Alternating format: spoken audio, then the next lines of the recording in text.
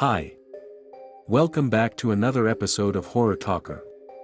These are some crazy stories which truckers have shared claiming to have happened to them. Are you ready? Let's start with some exclusive set of stories. I've driven these roads for longer than I care to remember.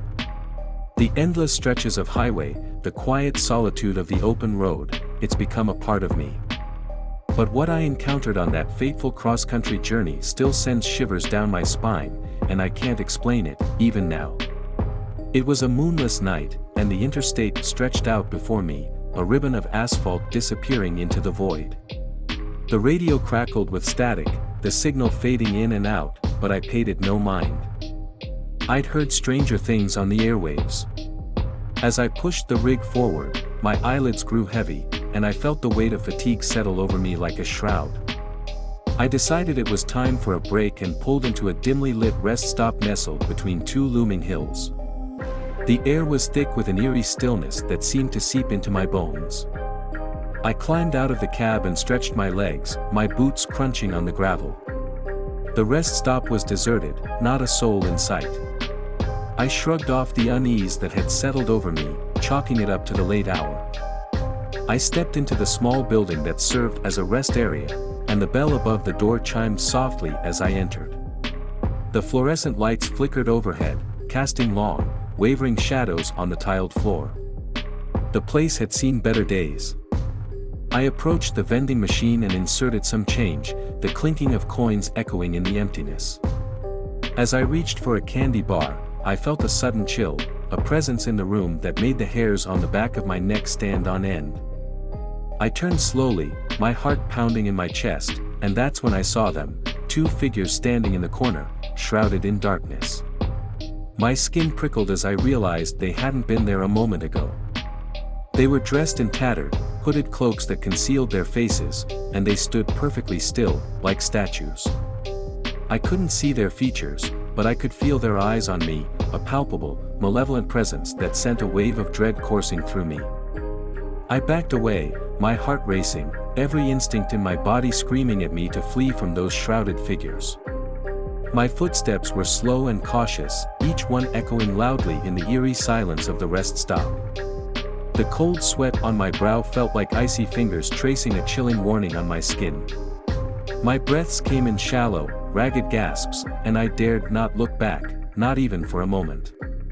The dread in my chest was suffocating, a visceral fear that clawed at my sanity. Every nerve in my body seemed to be on edge, every hair on my neck standing at attention. As I finally reached the safety of my truck, I fumbled for the door handle, my trembling fingers struggling to find purchase. But even as I sped away, my eyes fixed firmly on the road ahead, I couldn't shake the feeling that those figures were still there, watching me, their eyes burning into my soul with an intensity that defied reason. The rearview mirror reflected nothing but the empty parking lot of the rest stop, but I knew better than to trust my eyes. They had been there, lurking in the shadows, and I couldn't escape the haunting conviction that they were now following me, their malevolent presence a relentless specter in the darkness. Every glance in the side mirrors, every shadowy figure on the roadside, sent a jolt of terror coursing through my veins. I couldn't escape the feeling that I was being pursued, that the rest stop encounter had marked me in some unfathomable way, and that I was now a target in a nightmare I couldn't wake from.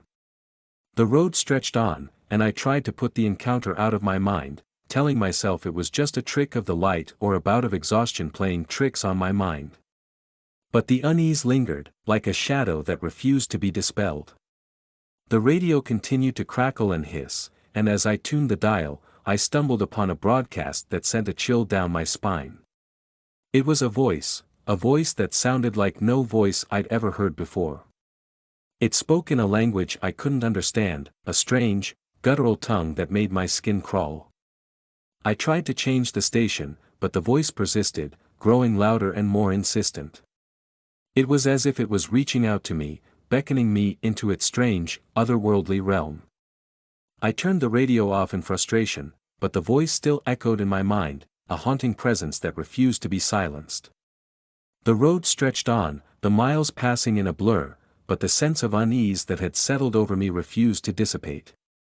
I began to notice strange things, figures standing on the side of the road, watching me as I passed, their eyes gleaming in the headlights. I stopped at another rest stop, hoping to shake the feeling of being pursued, but the figures were there again, standing in the shadows, their hooded faces turned toward me. I couldn't make out their features, but I could feel their eyes on me, a silent, malevolent presence that sent a shiver down my spine. I tried to confront them, to demand answers, but they vanished into the darkness as I approached, leaving only the echo of their eerie laughter in the air. I climbed back into the cab, my hands trembling, and hit the gas, desperate to put distance between myself and those haunting figures. But no matter how fast I drove, they seemed to be right behind me, always on the periphery of my vision. The road became a nightmare, a twisting, endless maze of shadows and uncertainty. The voices on the radio grew louder, their words incomprehensible, their tones filled with malice.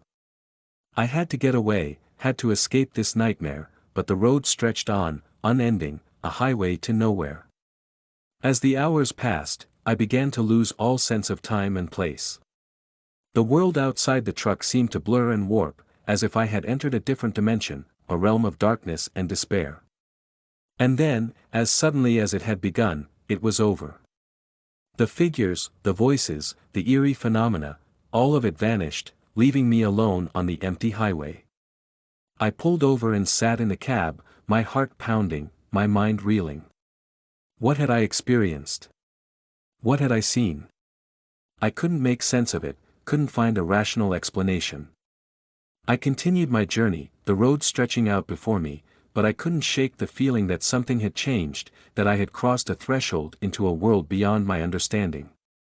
The rest of the trip passed in a blur, and when I finally reached my destination, I felt a profound sense of relief. But the memory of that night still haunts me, a mystery that will never be solved, a darkness that lingers on the highway of my mind. It was one of those long, lonely nights on the road, the kind where the world feels empty, and the only company you have is the hum of your engine and the flicker of your headlights. I'd been driving for hours, and the fuel gauge on my rig was inching perilously close to empty. My heart sank as I scanned the desolate highway, knowing that finding a fuel stop in the middle of nowhere was a daunting task. But just when I was about to resign myself to the inevitable, a dimly lit sign emerged from the darkness, promising salvation, Scott's fuel stop, 1 mile ahead. It was a beacon of hope on this isolated stretch of highway, and I eagerly followed the arrow on the sign. As I pulled into the parking lot, I couldn't help but notice the eerie stillness that hung in the air. The place looked like it hadn't seen a customer in years. The fuel pumps were rusty and creaky, and the overhead lights buzzed and flickered sporadically.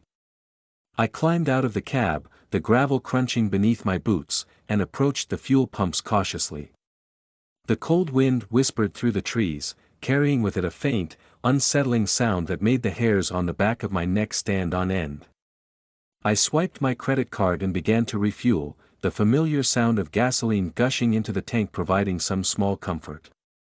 But as I stood there, gazing around the dimly lit fuel stop, a sense of unease began to gnaw at me. I noticed strange symbols etched into the walls of the building, symbols that seemed out of place in this remote location. They were crude, almost ritualistic, and they sent a shiver down my spine.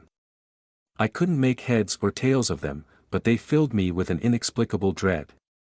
The eerie noises from the nearby woods grew louder, a discordant cacophony of rustling leaves and distant, echoing footsteps. I strained my eyes in the darkness, trying to catch a glimpse of what could be causing the commotion, but I saw nothing. My unease deepened, and I decided it was time to finish refueling and get back on the road. But just as I was about to hang up the fuel nozzle, I heard something that made my blood run cold, a voice, soft and distant, whispering words I couldn't quite make out. I turned toward the source of the sound, and that's when I saw them, figures emerging from the woods, their forms shrouded in darkness. They moved slowly, deliberately, and as they drew closer, I could see the strange, tattered garments they wore. My heart hammered in my chest as I realized that I was not alone at this abandoned fuel stop, that I had stumbled upon something I couldn't explain. Panic welled up inside me, but I forced myself to stay calm. I couldn't afford to lose control now. I retreated to the safety of my truck and locked the doors, my eyes fixed on the figures as they approached the fuel pumps. They moved with an eerie, synchronized grace, their movements almost mechanical. I considered calling the police, but I knew that in this remote location, help would be slow to arrive. I had to figure out what was happening here on my own. As the figures reached the fuel pumps, they began to chant in a language I didn't recognize, their voices low and guttural. It was a haunting, otherworldly sound that sent shivers down my spine. I watched in horror as they produced strange, ornate knives from their robes and began to etch more symbols onto the walls of the building. The symbols glowed with an eerie, unnatural light, casting twisted, shifting shadows on the ground. The chanting grew louder, more frenzied, and I realized that I had to do something, had to find a way out of this nightmare. I reached for my cell phone and dialed 911, my voice trembling as I explained the situation to the operator. But just as I was about to hang up, the call was abruptly cut off, replaced by a deafening burst of static. I stared at the phone in horror, realizing that I had no way of calling for help. Desperation gripped me, and I knew that I had to escape, had to get away from this nightmarish fuel stop.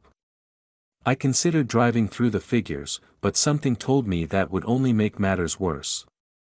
I glanced around the cab, searching for a weapon, anything that could help me defend myself. My eyes landed on a tire iron lying on the floor, and I grabbed it, my fingers trembling with fear. I took a deep breath and opened the door, my heart pounding in my chest. I had to confront these figures, had to find out what they wanted and put an end to whatever dark ritual they were performing. I stepped out of the truck and approached the fuel pumps, my tire iron at the ready. The figures turned toward me, their eyes empty and soulless, and I could see that their mouths were stained with blood. The chanting reached a fever pitch, and I realized that I had to act quickly. With a surge of adrenaline, I lunged at the nearest figure, swinging the tire iron with all my strength. The impact sent the figure sprawling, and it let out a blood-curdling scream that chilled me to the bone. The others turned and advanced toward me, their movements slow and deliberate. I fought with everything I had, swinging the tire iron again and again, but it was like trying to fight a nightmare. The figures seemed impervious to pain, and they kept coming, their chanting growing louder and more frenzied. I was running out of options, running out of strength, and I knew that I couldn't hold them off much longer. But just as I was about to succumb to despair, I heard the sound of approaching sirens, the flashing lights of police cars cutting through the darkness. The figures scattered, disappearing into the woods as the police arrived, their weapons drawn. I collapsed to the ground, my tire iron slipping from my grasp, my heart still pounding with fear. As the police took my statement, I couldn't help but feel a sense of relief, a sense of escape from the nightmare that had engulfed me. But as I watched them search the woods, I couldn't shake the feeling that this was far from over, that the truth behind the abandoned fuel stop was a mystery that would never be fully revealed. I climbed back into my truck and drove away, leaving the flashing lights of the police cars behind me. The road stretched out before me, empty and desolate, and as I continued on my journey, I couldn't help but wonder what other secrets the highway held, what other nightmares lurked in the darkness, waiting to be uncovered. I've hauled all sorts of cargo in my time as a trucker, from the mundane to the bizarre, but nothing could have prepared me for the job I took that fateful night. It was a call that came in the dead of night, a voice on the other end that spoke in hushed tones. "John," the voice said, "we've got a special delivery for you. You're to pick up a cargo at the Riverside warehouse and transport it to an undisclosed location. No questions asked, no inspections, and absolutely no communication with anyone during the journey. The cargo is sensitive, and the less you know, the better." The instructions were clear, the voice authoritative. I was given a set of coordinates for the pickup and a deadline for delivery, 24 hours to transport this mysterious cargo to its destination. The pay was too tempting to pass up, and I accepted the job without hesitation.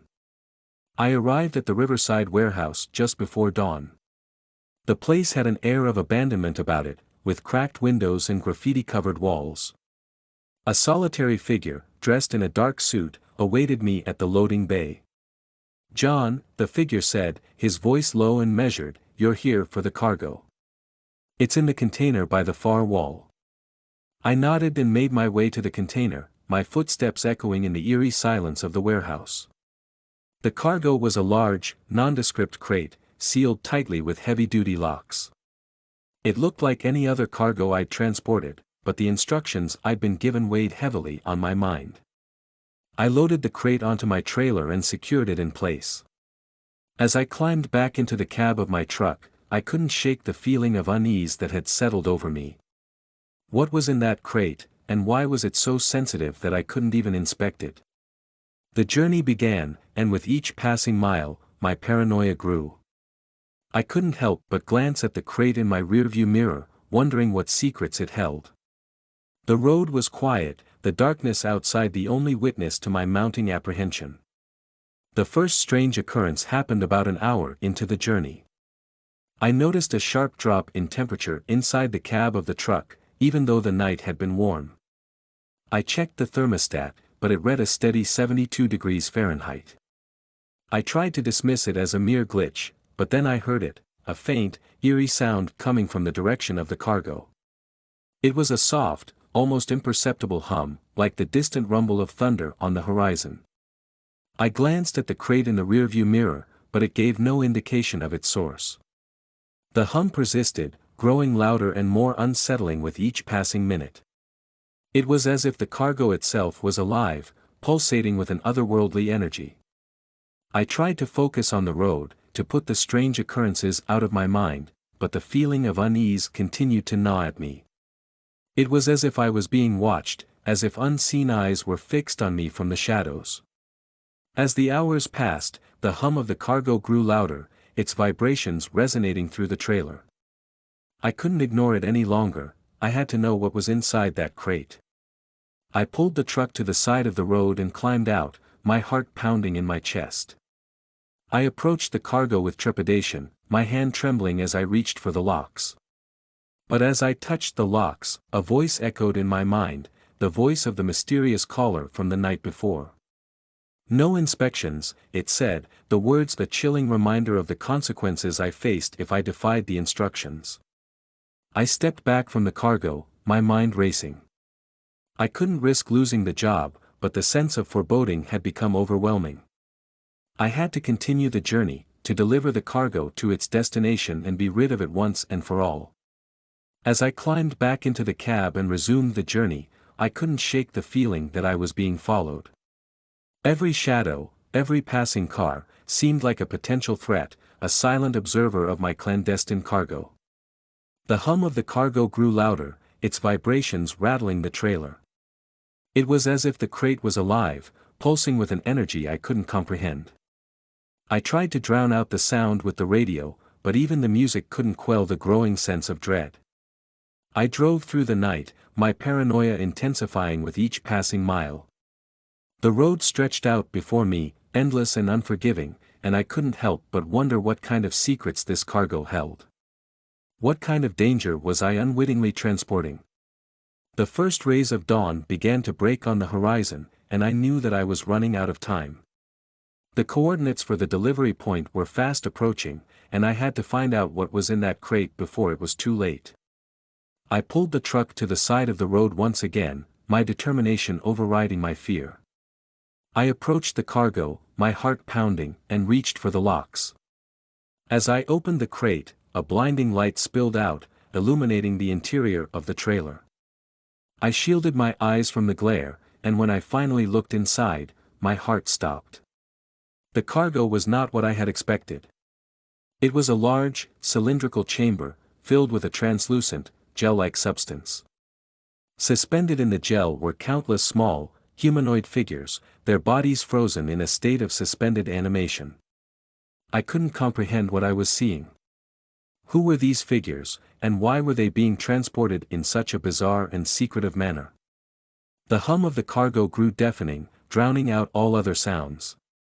As I stared at the figures, their eyes snapped open, and they began to move, their limbs twitching and contorting in the gel. Panic gripped me, and I stumbled back from the crate, my mind reeling. But then, a voice echoed in my mind, the voice of the mysterious caller. "You were never meant to know," it said, the words a chilling reminder of the consequences I faced for defying the instructions. I climbed back into the cab of the truck and slammed the door shut, my heart pounding in my chest. I had seen too much, had uncovered a secret too dangerous to comprehend. As I continued the journey, the sense of foreboding weighed heavily on me. The figures in the cargo remained frozen in their gel-like prison, their eyes staring out at me with an otherworldly intensity. I knew that I had to deliver the cargo to its destination, to rid myself of this nightmarish burden. The very thought of it sent shivers down my spine, a chilling realization that I was now entangled in something far more sinister than I had ever imagined. But the road stretched on, endless and unforgiving, like a malevolent force of its own, conspiring to keep me locked in this terrifying web. As the miles passed beneath my tires, my paranoia intensified. Every shadow cast by the moonlight seemed to hold hidden dangers, every rustling tree on the roadside whispered of ominous secrets. The hum of the cargo in the trailer resonated through the truck, as if it was mocking my desperation, taunting me with the knowledge that I was now complicit in a conspiracy beyond my control. I couldn't shake the feeling that unseen eyes were watching my every move, that I was being monitored, tested, by forces I couldn't comprehend. The very air around me felt heavy with spite, and the darkness outside was like a shroud, concealing the horrors that lurked in the shadows. As I finally reached the coordinates for the delivery point, I pulled the truck to a stop and climbed out, my legs trembling with exhaustion. The sense of relief was palpable, but it was tinged with a deep unease. I watched as a group of shadowy figures emerged from the darkness, their faces hidden beneath hooded cloaks. They approached the cargo with a reverence that sent shivers down my spine. The figures didn't acknowledge me, didn't speak a word. They simply began to unload the cargo, their movements slow and deliberate. As the last figure disappeared into the shadows with the cargo, I knew that my part in this nightmarish journey was over. I climbed back into the cab of the truck, my hands trembling, and drove away from the delivery point, leaving behind a mystery I would never fully understand.